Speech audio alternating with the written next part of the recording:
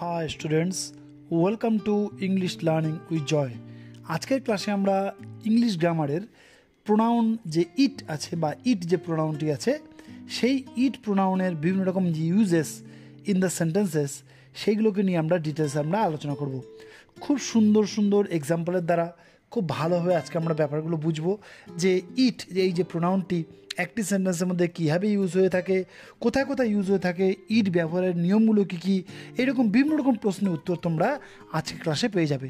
তাই তোমরা without skipping আজকের ক্লাসটি ভালো করে ফলো করো, কারণ আজকের ক্লাসটি কিন্তু তোমাদের ইট নিয়ে যে সমস্ত কনফিউশন মনে রয়েছে সেই লোকে ক্লিয়ার করে দেবে।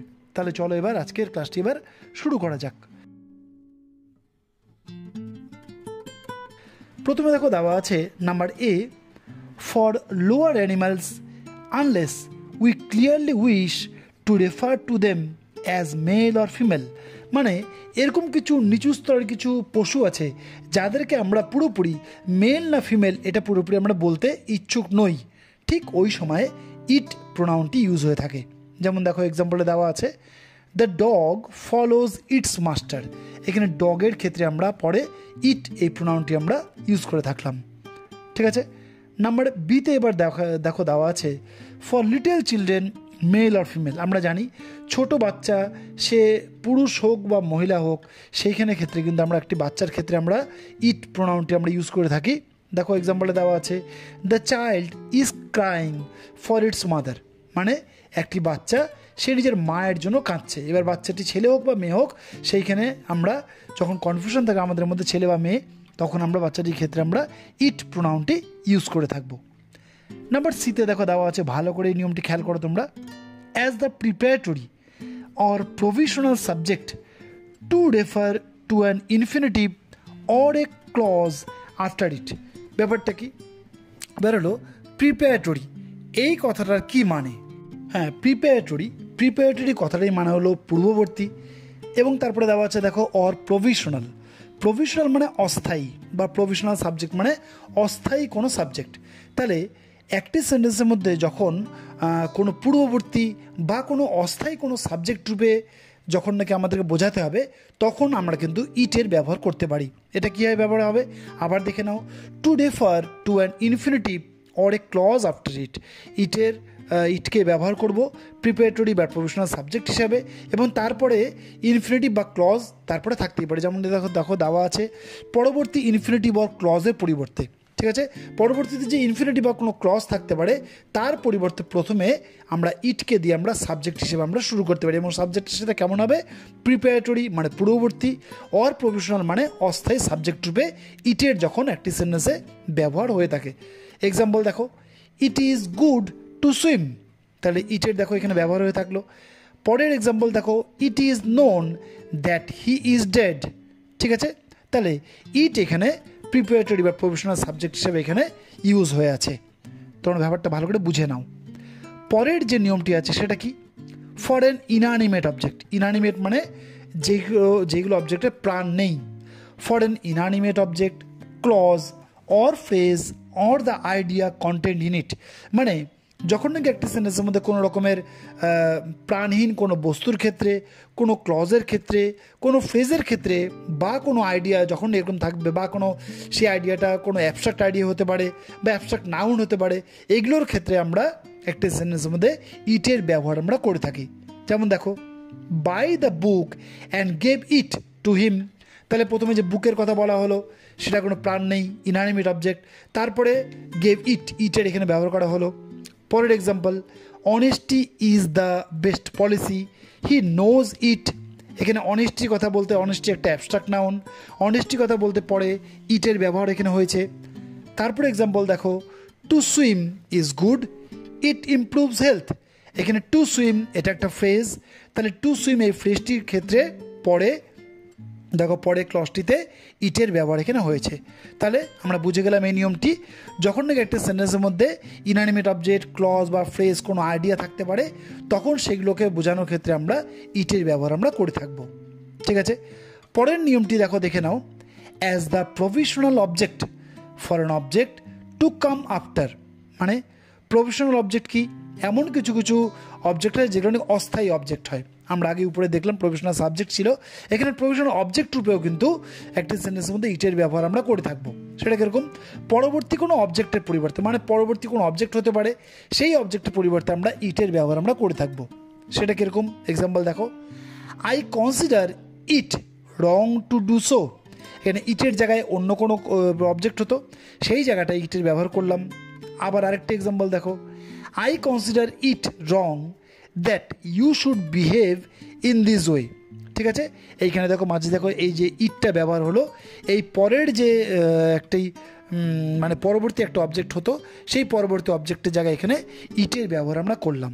তোমরা ভালো করে ফলো করো, প্রত্যেকটি নিয়ম কিন্তু একটু একটু করে আলাদা, এবং প্রত্যেকটি নিয়মের মধ্যেই কিন্তু ইটের ব্যবহার খুব সুন্দর করে বর্ণনা করা আছে। পরের এক্সাম্পল পরের নিয়মটি দেখো, টু এমফাসাইজ, এমফাসাইজ মানে জোর দেওয়ার জন্য। To emphasise a word or phrase, যখন নাকি কোনো ওয়ার্ড বা কোনো ফ্রেজকে জোর দিয়ে বলার ক্ষেত্রে আমরা ইটের ব্যবহার যখন করে থাকি, সেটা কীরকম? It is you that did it. এখানে দেখো ইটের এখানে জোর দিয়ে বলার ক্ষেত্রে এখানে ইট ব্যবহার করা হচ্ছে। It was with difficulty that I did it. ঠিক আছে, এখানে প্রথমে দেখো ইটের ব্যবহার এখানে জোর দিয়ে বলার ক্ষেত্রে এখানে ইউজ করা হচ্ছে। তাহলে দুটো এক্সাম্পল দ্বারা আমরা বুঝলাম যে একটি সেন্টেন্সের মধ্যে এমফাসাইজ বা জোর দিয়ে বলার জন্য কিন্তু ইটের ব্যবহার কিন্তু করা যায়। পরের এক্সাম্পল, পরের নিয়মটি কি?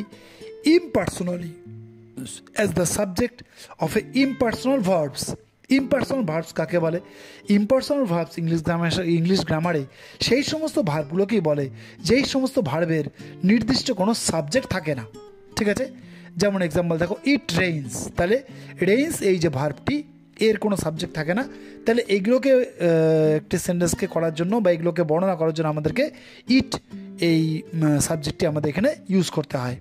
ঠিক আছে, পরের নিয়মটি দেখো, as the subject of the verb to be, to refer to time, weather etcetera. মানে এটা অনেকটা উপরের নিয়মটির মতনই, যখন নাকি কোনো সময় বা কোনো ওয়েদার এগুলোকে যখন রেফার করতে হয় বা এগুলোকে যখন বর্ণনা করতে হয়, তখন সাবজেক্ট হিসেবে আমাদেরকে ইটের ব্যবহার আমাদের করতে হয়। তাহলে আমাদের সেন্টেন্সটিকে আমাদের বোঝাতে সুবিধা হয়। যেমন দেখো, ইট ইজ 5 o'clock নাও, এখানে টাইমকে বোঝাচ্ছে। আবার ইট ইজ হট টুডে, এটিকে ওয়েদারকে বোঝাচ্ছে। আবার দেখো, it is 6 miles from here, এইখানে দেখো ইট ডিস্টেন্সকে বোঝাচ্ছে। তাহলে ইট কিন্তু ইমপার্সোনাল ভার্বের ক্ষেত্রে বিভিন্ন রকম ক্ষেত্রে কিন্তু ইউজ হয়ে থাকে, মানে ইমপার্সোনাল ভার্ব হিসাবে। ঠিক আছে, তাহলে এই একটা নিয়ম আমরা জানলাম। পরের নিয়মটি কি দেখো, as a short of cognate object. Cognate object কাকে বলে তোমরা ভালো করে আগে বুঝে নাও।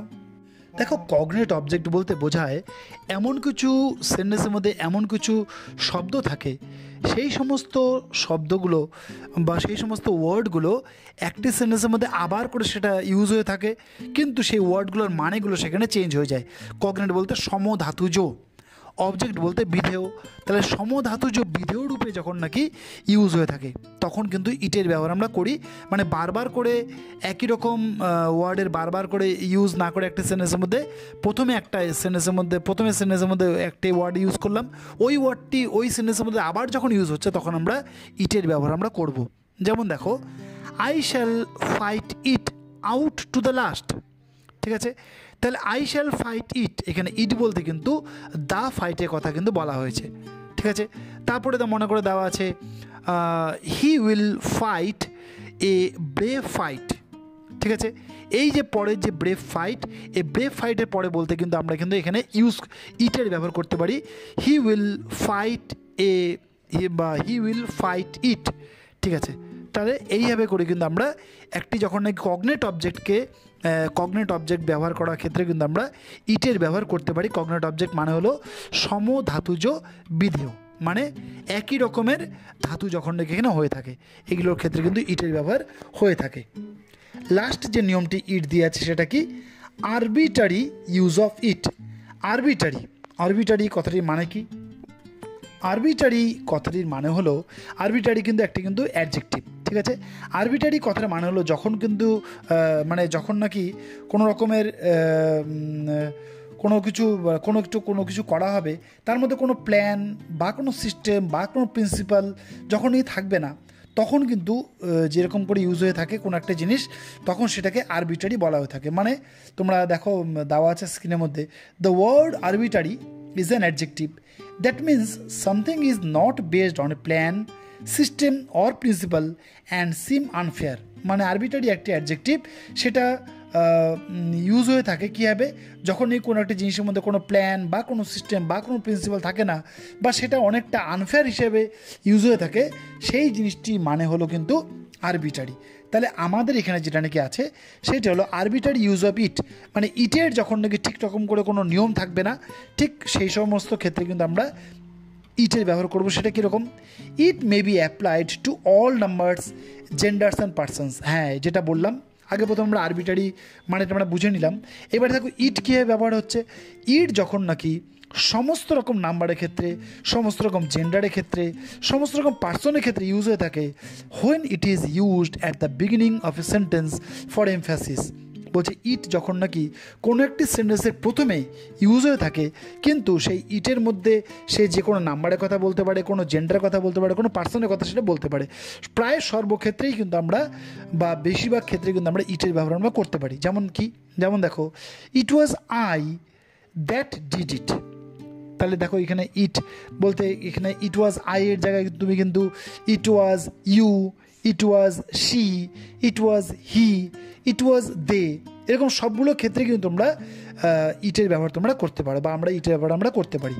আবার দেখো, it was this books that I wanted, এখানে দিস বুকসকে জোর দিয়ে বলা হলো।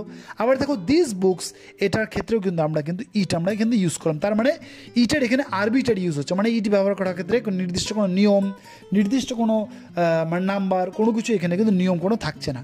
তাহলে আজকের ক্লাসে আমরা ইটের বিভিন্ন রকম নিয়ম আমরা জানলাম।